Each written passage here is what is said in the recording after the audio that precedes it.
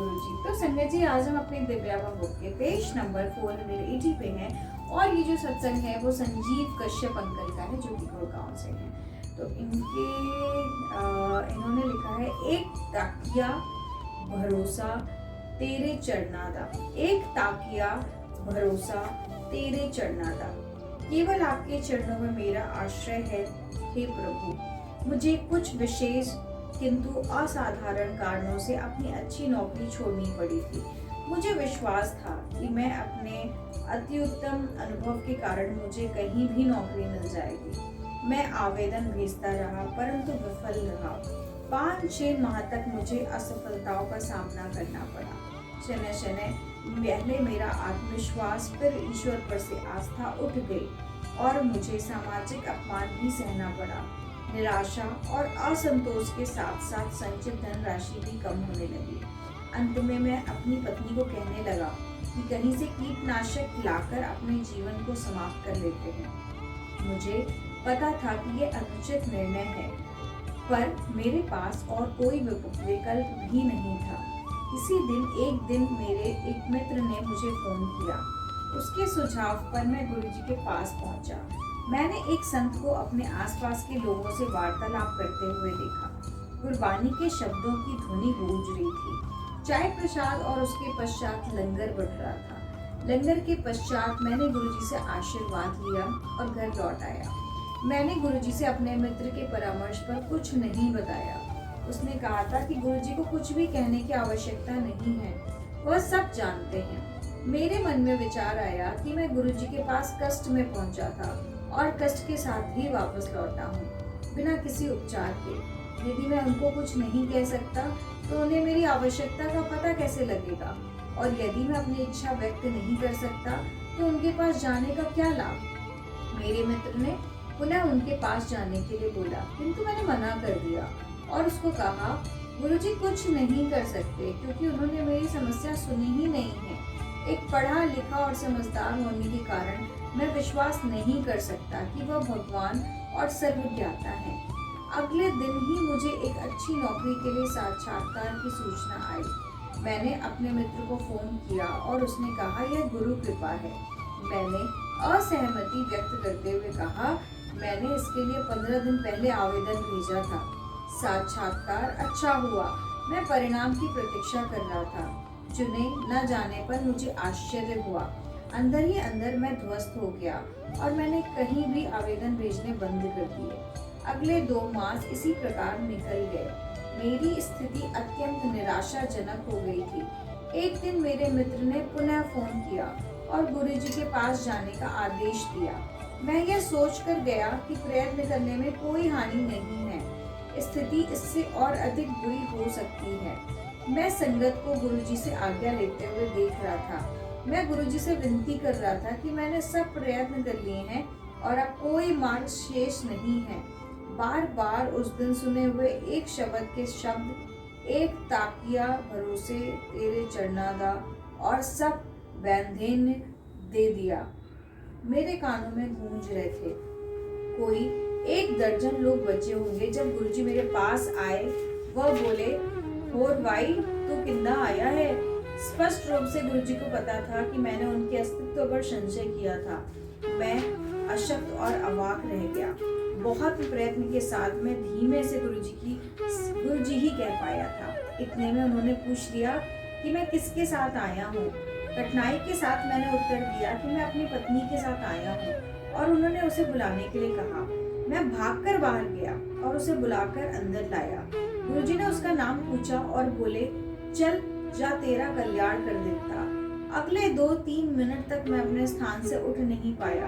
गुरुजी का आशीर्वाद मिलने के पश्चात मैंने पुनः आवेदन भेजने आरंभ कर दिए। मुझे इंटरनेट पर एक रिक्त स्थान दिखाई दिया।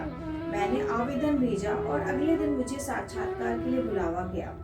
मैं कंपनी के प्रबंध निर्देशक और वीपी से मिला और ऐसे लगा जैसे वो मेरी प्रतीक्षा कर रहे थे। 10 मिनट के पश्चात मुझे नियुक्ति पत्र मिल गया था।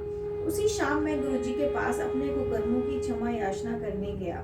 मुझे अपनी भूल का आभास था, परंतु उससे अधिक आवश्यक मैं उनका धन्यवाद करना चाहता था। जब चलने का समय हुआ तो मैं पंक्ति से आगे निकलकर उनके पास गया। उन्होंने मुझे देखकर अपने कान मेरी ओर कर दिया।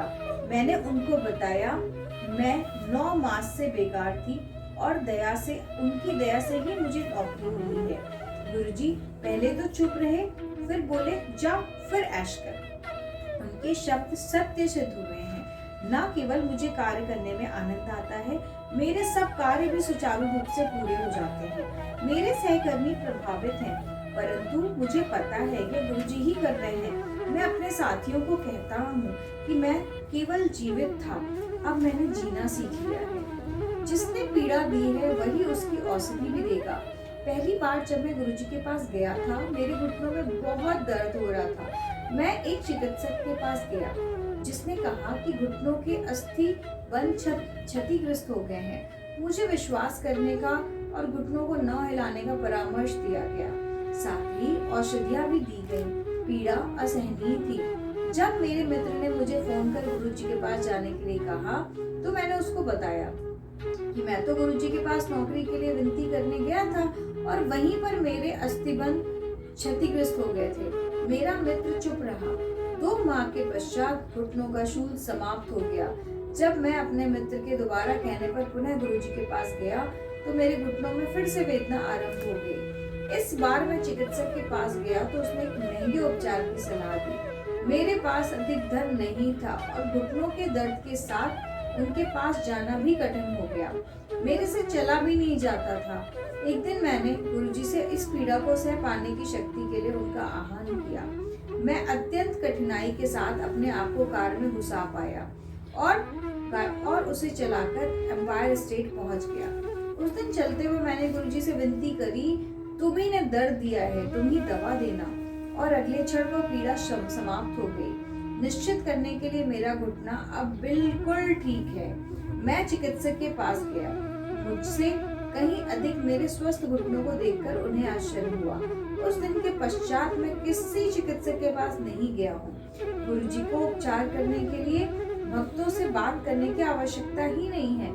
आपको अनुभूति होती है कि वह कुछ करने के लिए कह रहे हैं और इस क्रिया को करते ही कष्ट से आपका निवारण हो जाता है। मैं प्रतिदिन 30-35 सिगरेट पिया करता था और तीव्र अम्लता और उदर समस्या से पीड़ित रहता था। एक दिन सिगरेट पीते हुए मुझे लगा कि गुरुजी सिगरेट बंद करने का आदेश दे रहे हैं। मैंने सिगरेट का वह डिब्बा फेंक दिया। अब मुझे पता है कि गुरुजी ने ऐसा क्यों करवाया था। मेरे चिकित्सकों ने मुझे बताया कि ऐसा ना करने से मुझे उदर व्रण हो सकता था, जो कालांतर में असाध्य कैंसर का रूप ले सकता था। रोग का उपचार उसके लक्षण आने से पहले ही हो गया। गुरुजी मेरे मित्र, दार्शनिक, पथ प्रदर्शक, चिकित्सक और अध्यापक हैं। मैं प्रतिदिन उनकी उपस्थिति का आभास कर सकता हूँ। वह भक्तों में उनके प्रिय रूप में प्रकट होते हैं। वह सब भूमिकाएं अत्यंत मनोहर ढंग से निभाते हैं। वह शिव हैं। प्रारंभ में वह अविश्वसनीय प्रतीत होता है। बचपन में हमें सिखाया गया है कि देवी देवता मनुष्य रूप में दिखते हैं। उनके 4 या 8 हाथ होते हैं और उनके वाहन कोई पशु या पक्षी होते हैं, परंतु यह केवल सांकेतिक चित्रण है। अतः हमें विश्वास करना अत्यंत कठिन हो जाता है कि हमने उस युग में जन्म लिया है जब शिव इस पृथ्वी पर अवतरित होकर मानव जीवन का भला करने स्वयं आते हैं, परंतु तथ्य सत्य है। जय गुरु जी, शुक्राना गुरु जी। तो संगत जी, कितना प्यारा सत्संग था। मतलब गुरु जी की जो 2 लाइनें हैं, जा कल्याण कितना, गुरु जी ने 2 बार इन अंकल को ये चीजें बोली कि जा तेरा कल्याण कितना। और इस लाइन में कितनी गहराई छुपी हुई है, मालिक की कितनी ब्लेसिंग छुपी हुई है कि जिसको गुरुजी ने बोला उसकी जिंदगी गुरुजी खुद चला रहे हैं।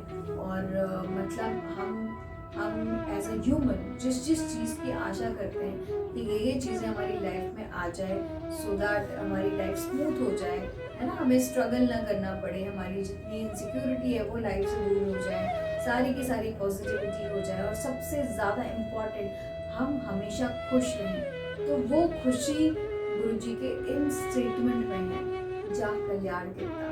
बहुत ही प्यारा गुरु जी का ब्लेस करने का तरीका है संगत जी। मतलब एक्चुअली अगर हम अपनी बात करें तो एज अ संगत हम एक्चुअली अपने गुरु जी को कुछ भी नहीं दे सकते।